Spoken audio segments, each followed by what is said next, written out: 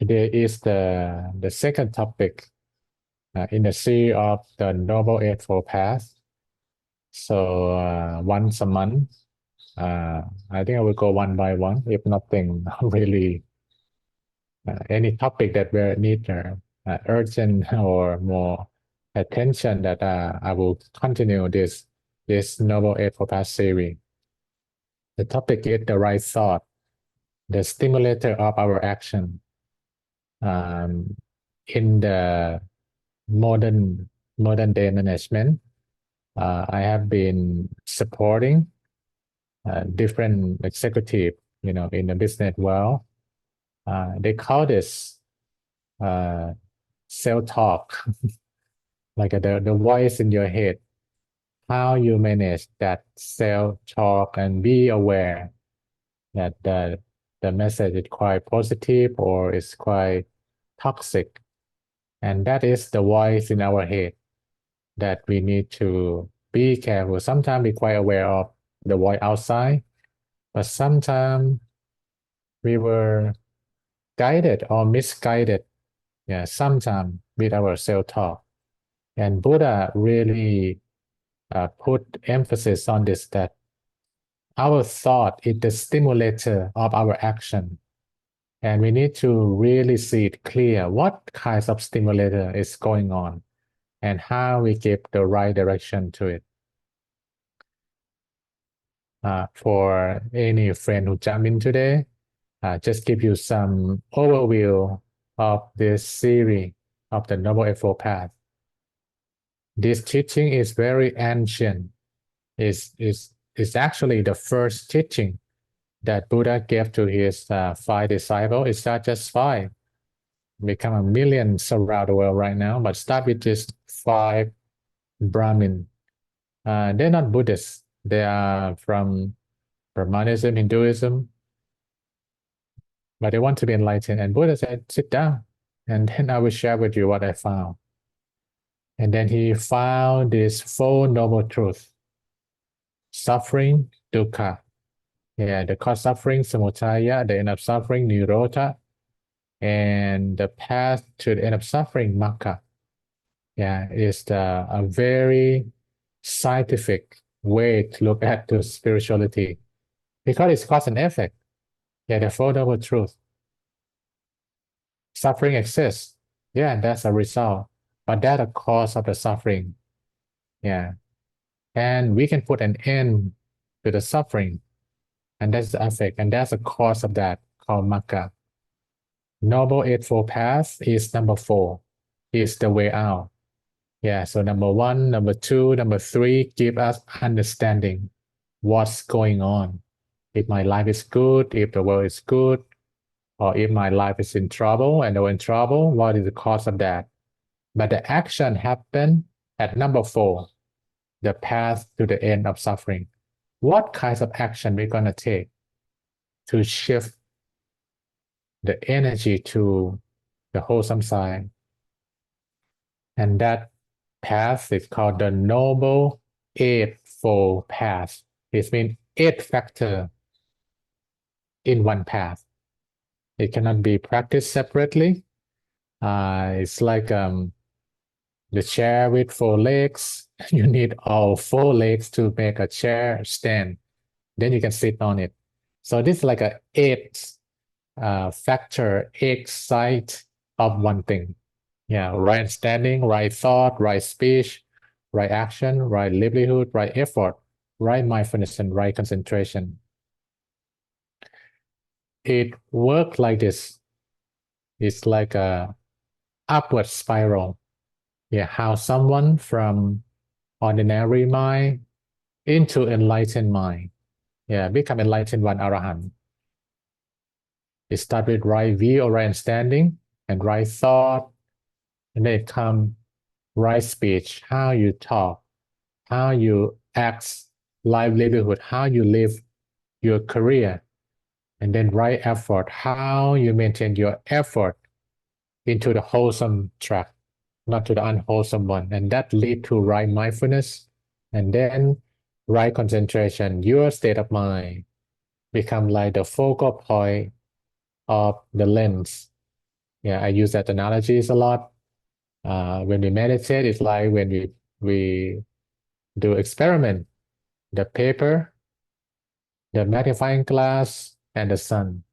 Yeah, you tried that before, right? Anyone tried that before? You can try number one.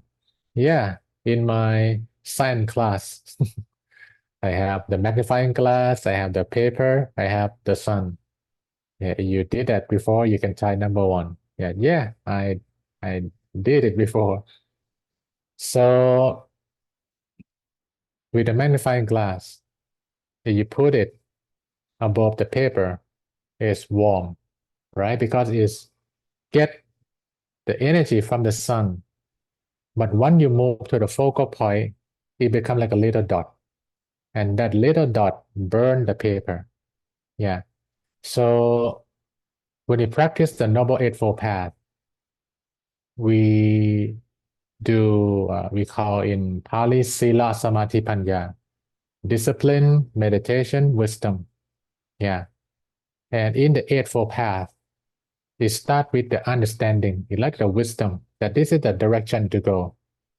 And then it comes discipline, how we live our life each day with our speed, with our action, with our livelihood, and then into meditation, effort, mindfulness, and right concentration, like a move to the focal point.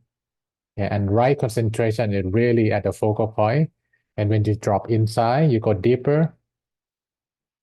Wisdom from silent mind rise up. So it's go back to right understanding again, but the more refined one. Yeah, can you follow me? Yeah, that when we shift the state, our consciousness move up from ordinary mind to enlightened mind. It works like a upward spiral. Start with right view, end with right concentration, but at the end, it's come together. Yeah. And then it give rise to the next one. The right view become the more refined right view. And it go upward spiral like this until Arahant or enlightenment. And in Pali, in the old scripture, call that Makkasamangki, the unity of the path, that the eight factor become one. หลวงปู่วัดปากน้ำ call that state of meditation Patamaka, which means the initial path, that you feel something shining. In the Pali scripture, we use the term the luminous mind, Papasaracitta, that you get to the very refined state of your mind, then you feel something wholesome, feel something bright inside. In Anguttara Nikaya, Buddha mentioned, luminous mind is the mind, but is defined by adventitious defilements. We are all good inside. Deeply, we have good people, but sometimes uninvited guests, adventitious defilement is come in. So when we practice the Noble Eightfold Path, so that's the way we purify our speech, our action, our mind. Then we can touch this luminous mind. And that is Makka Samangki, the unity of path mentioned by หลวงปู่วัดปากน้ำ and it go upward spiral like this. Yeah, this is more uh, ancient wisdom in a modern explanation, that enlightenment, deep state of our consciousness, like the more refined one, is possible when we go deeper and deeper into our consciousness. Yeah, if you can follow well, you can type number 8. You can type number 8 to signify your uh, understanding that, wow, that's interesting. The Eightfold Path in the practical sense, that, yeah, you can shift your state. You can shift your consciousness to the more refined one, and the mind is the key. Yeah, Buddha mentioned that mind is a forerunner of all things. If your mind is wonderful, even the situation is bad, but you have a skill to train your mind, to allow your mind to be luminous, that state of mind will shift the physical world. Yeah. And that's not unique among Buddhists. In all religion, no religion, even the scientists now in the lab, neuroscience, sure you heard about it, neuroscience, that when you meditate, you fix your brain. Yeah. They need to write up the paper that when you close your eye, what make a shift in your brain? And they write the term pure awareness. The pure awareness is the scientific term for luminous mind, for the light. So this is the truth, it's not a belief, it's the fact. Like the sun in the sky is the truth for everyone. It's there, right? My master called Dharma the inner sun. Yeah, the sun from within that shine to all, regardless of religion, no religion. It's just a fact. But this is the very important fact, the Dharma, the fact that will transform our life to the more wholesome, happy, and refined one. So everyone deserves to know this. We need to let more people know. You don't need to hit the wall like that in your life. You can just go by the corners and pass that wall with the Dharma. Okay, so I think we're on the same page right now. Anyone join before? Anyone join today?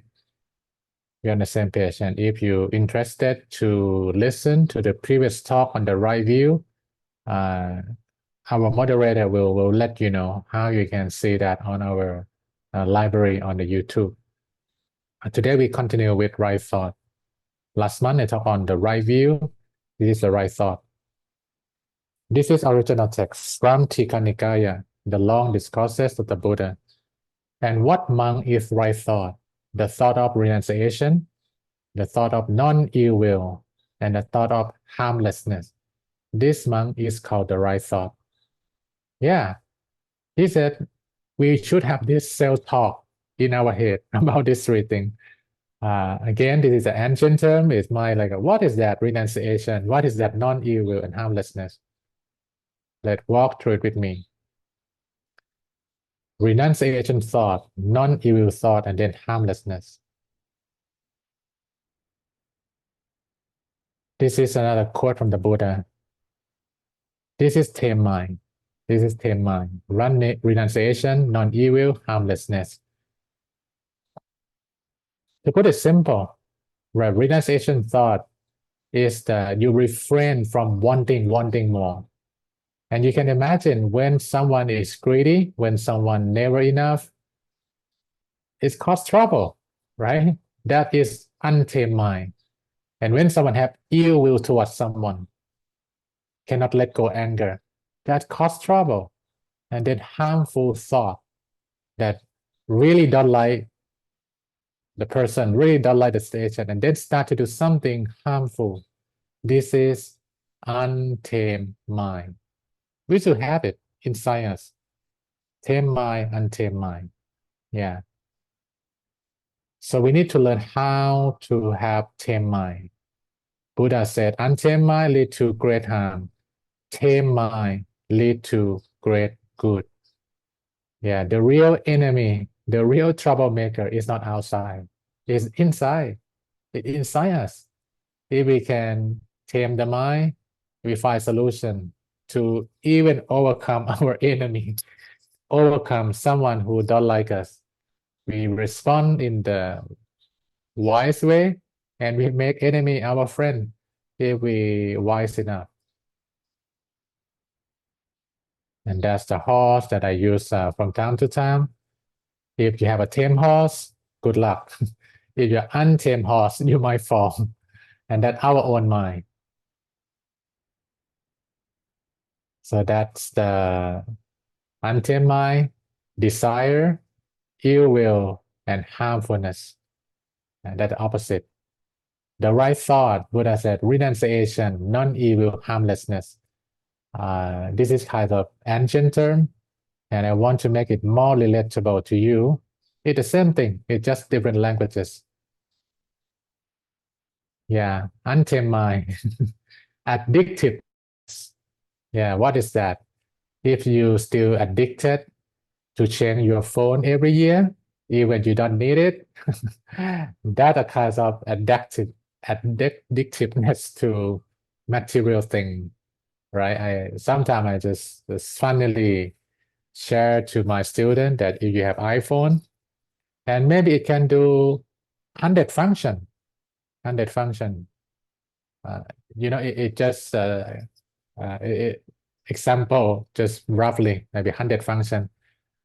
By your work condition, by your ability to use those functions, you can use maybe maximum 80 functions, right? Yeah, the one you use. And then the new iPhone come.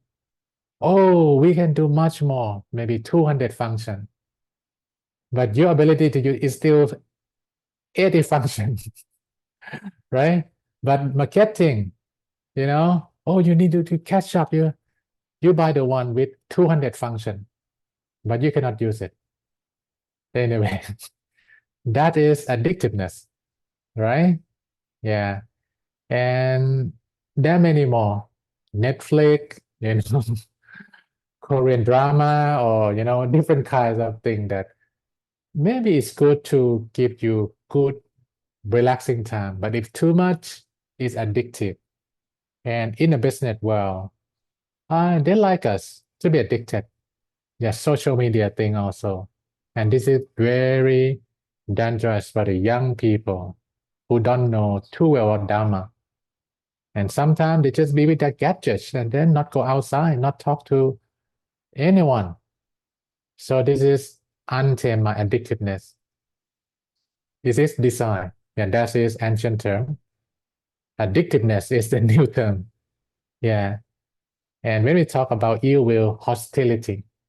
Hostility means when someone make you unhappy, you're upset feeling about that feeling, and your feeling toward that person is not friendly, right?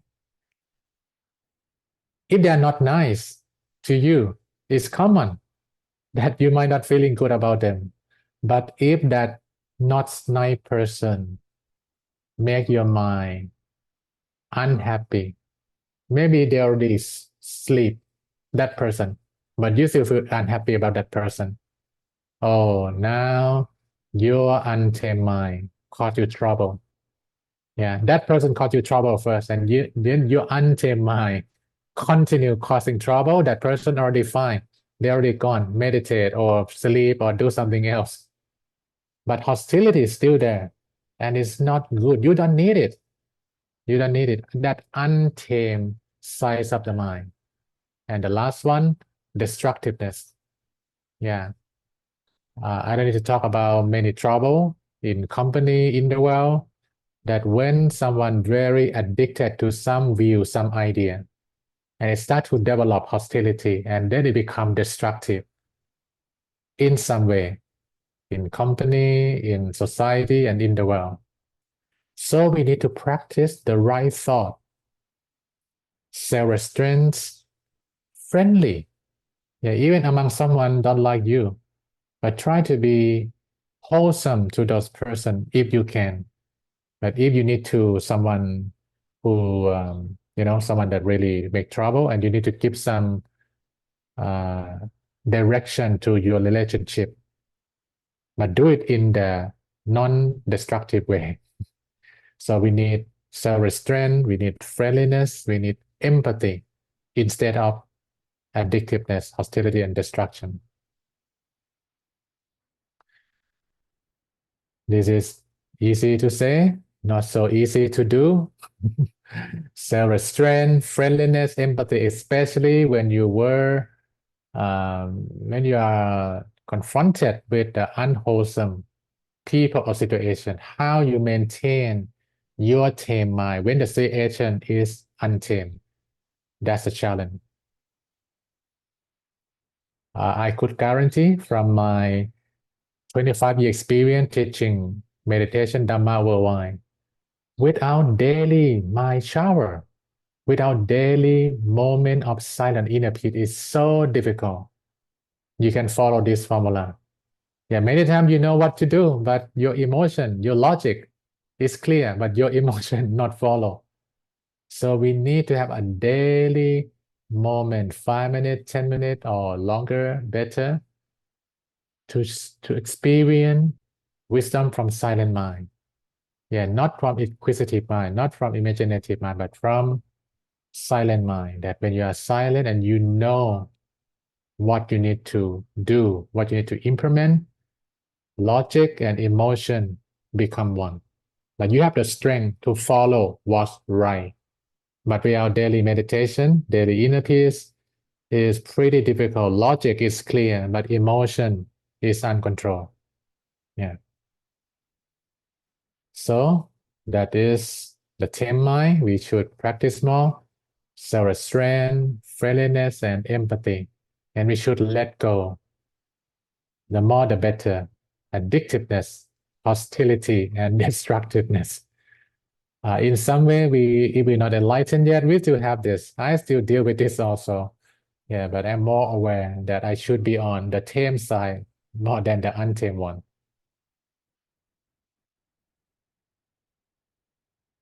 But the renunciation thought, yeah, is the drawback of sense pleasure and the reward of renunciation. Yeah.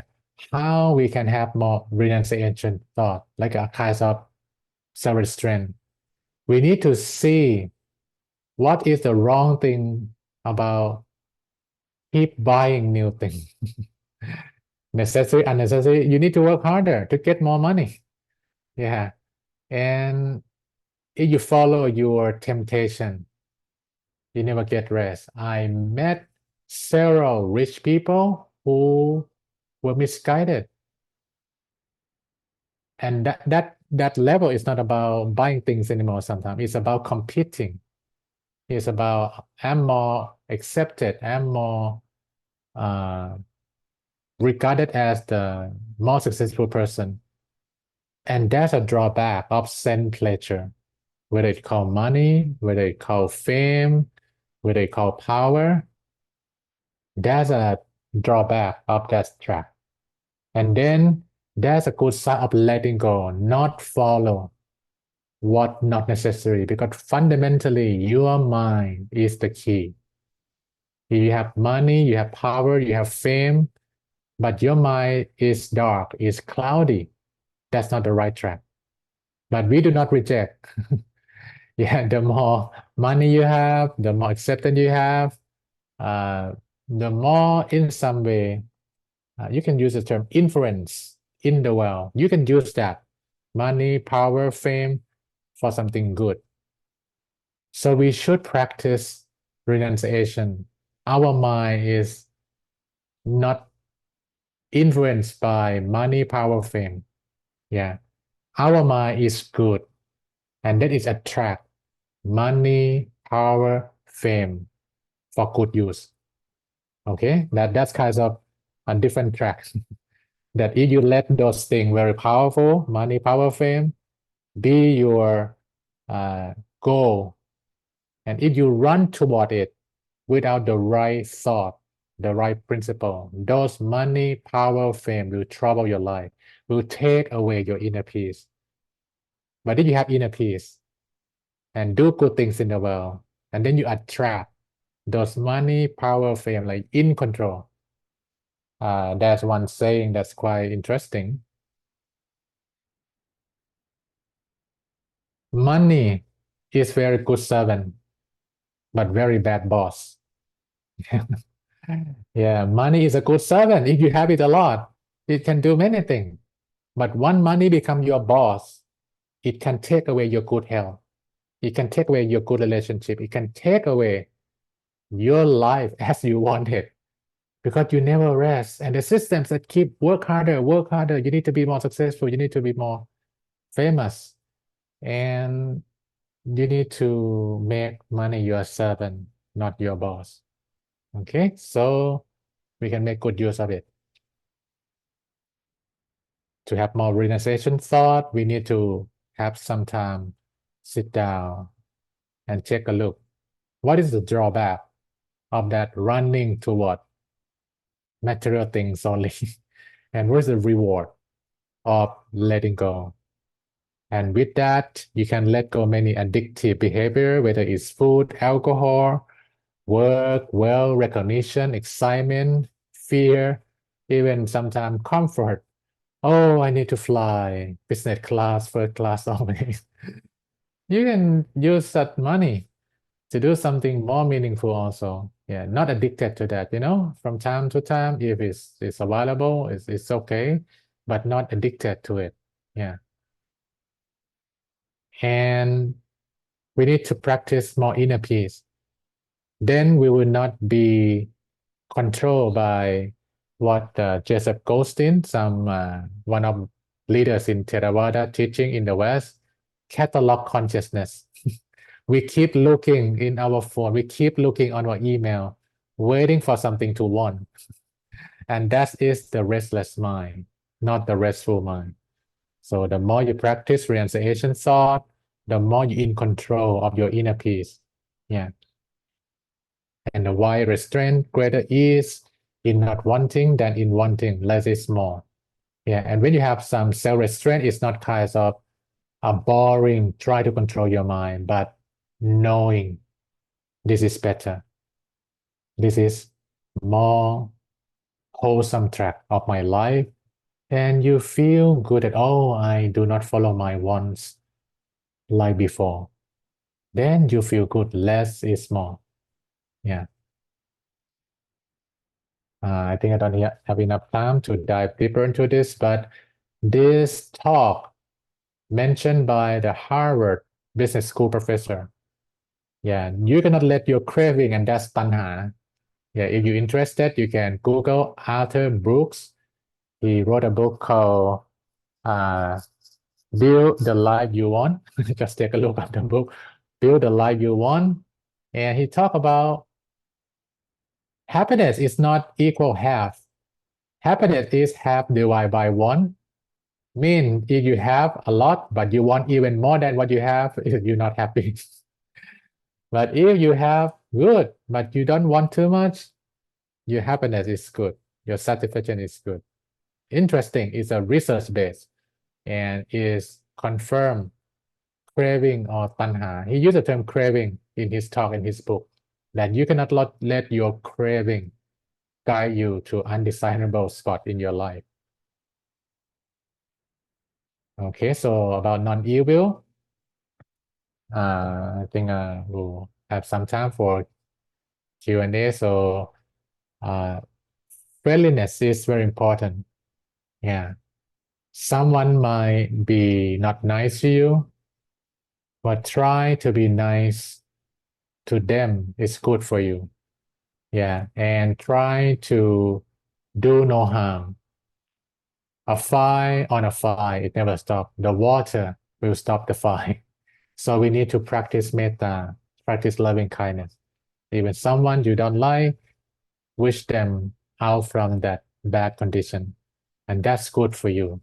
And that's good for that person. So loving kindness meditation will soften your mind, less judgmental, and more patient to difficulty and disturbances. Yeah. And that's an ancient saying in the East that beauty is everywhere. Yeah. Be realistic about people, but choose to connect to their bright side. Yeah. Know that this is good and bad about that person, but not give power to the bad side. Yeah, give power to the good one. And that will spark them looking at you on the bright side, right? Because that's the energy you send out. I try to be wholesome to you. I try to be nice to you. But if they not respond in a good way, you don't need to say no right away. You can just pause. That's three button, right? Play, pause, and stop. Yeah, if someone really uh, trouble, maybe you need to have a pause button first because they're not ready for your kindness. But when they're ready, you can go with the play button. So we need both loving kindness with the play button and then equanimity pause button. Yeah, not give up. Yeah, everyone need a second chance. If you can give one, you will be given when you need a second chance. When trouble come and you cannot make it the way you want. Okay, so the last one, harmlessness, thought. When we're gonna have any harmless thought, we might be traumatized by someone else, but but uh, we are not enlightened yet. Sometimes we do not see things the way it is. Like what? When you have, let's say, yellow flowers, yellow flower, and you wear the red glass, the lens is red. The flower is yellow, but you see it as orange because your glass is red. And that glass can be anger, can be not feeling good about that person. So with some day they're not that bad, but you look through the lens that I don't like this person. Even they try to do something good, try to fix themselves. But through that delusion, that is human limitation. We're not enlightened yet. We look things through what we experienced before. But sometimes the future is not like in the past, but we still have that past awareness control us from possibility. So use the term, wait a second. Maybe you need to have your glass off, like meditate more, have more inner peace. And then you look back, wow, they're not like before. And we should live into the better future. No harmlessness. Sorry, no harmfulness, but harmlessness toward anyone. So we need to practice compassion, yeah, to be the antidote for destructiveness. Willing to come close to other suffering, like a be calm, be gentle, and listen carefully. What is the fact? Not listen to the drama. What is the fact? And then respond to any situation with the fact.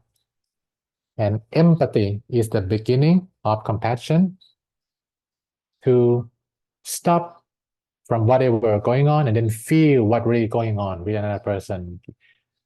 We in the rush world in New York, they call New York Minute. This everything is fast, and sometimes we don't have enough space to really feel what happened, and then we have the wrong response because we do not feel the reality.